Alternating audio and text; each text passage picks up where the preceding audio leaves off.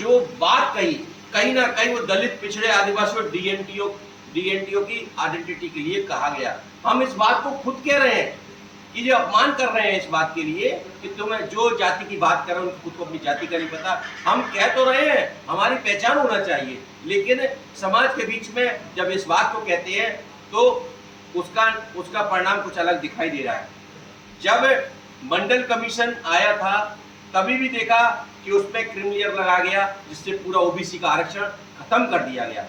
आज जब ओबीसी का कर दिया, आप देख रहे हैं आदिवासी भाइयों का जब रिजर्वेशन की बात मणिपुर के अंदर आया तो पूरा मणिपुर जला, लेकिन उनकी हिस्सेदारी के नाम पर किसी ने भी उस मुद्दे को सरकार ने गंभीरता नहीं लिया।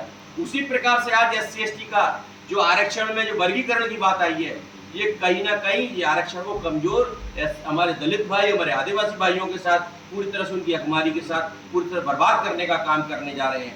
और इसका कारण जब इस बात को ये कह रहे हैं और हमने कह दिया हम न्यायालय में जाएंगे, हम चाहे हम अपने वर्ग से 1-1 रुपए लेना पड़े और इस बात को अगर उस पैसे की कमी आएगी तो ओबीसी महासभा का अपने हमारे जिम्मेदार साथी अपना घर बेचना पड़े, हम अपने बड़े वकील खड़े करके अपने वर्ग को न्याय दिलाने का काम करेंगे।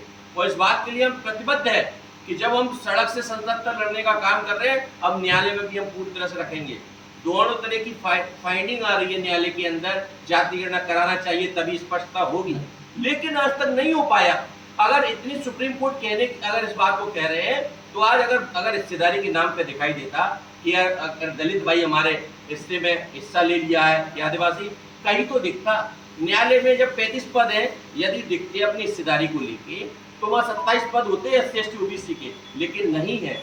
अगर हम बजट बनाने वाले 20 लोग हैं उसमें हमारी हिस्सेदारी नहीं है तो दिखना चाहिए था, लेकिन नहीं दिखाई दे रहा। ये गुमराह किया जा रहा है। किसी भी प्रकार का आर्थिक तौर का कोई इसमें आरक्षण में कोई प्रावधान नहीं है।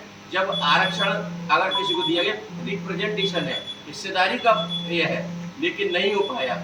लेकिन आज मैं सबसे पहले तो